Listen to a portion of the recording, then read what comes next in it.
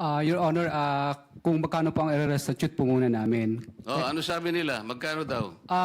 Ako po, hindi ko po masabi kung magkano po. Kasi para sa akin po, parang kami po ang nanakawan.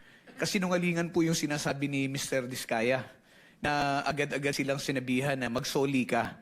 Ang pinag-uusapan po dito, bago man lang makapagsabi ng ganon, kailangan munang makita kung ano ang gusto at kayang sabihin at patunayan ni Mr. Diskaya at ni Mrs. Diskaya doon sa kanilang salaysay. Prosec Pero General. hindi po sila nakikipag-ugnayan sa department, kaya hindi po sila mabigyan ng kaukulang proteksyon at hindi po ma-process yung kanilang application.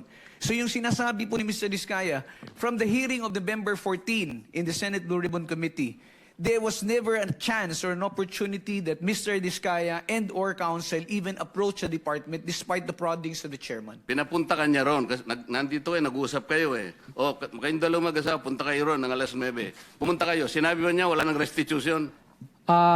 Noong una po, wala pong sinabing may restitution, pero nung sumunod po, yung panghuli po naming usapan po is may restitution, magkano daw po ang i-restitute namin.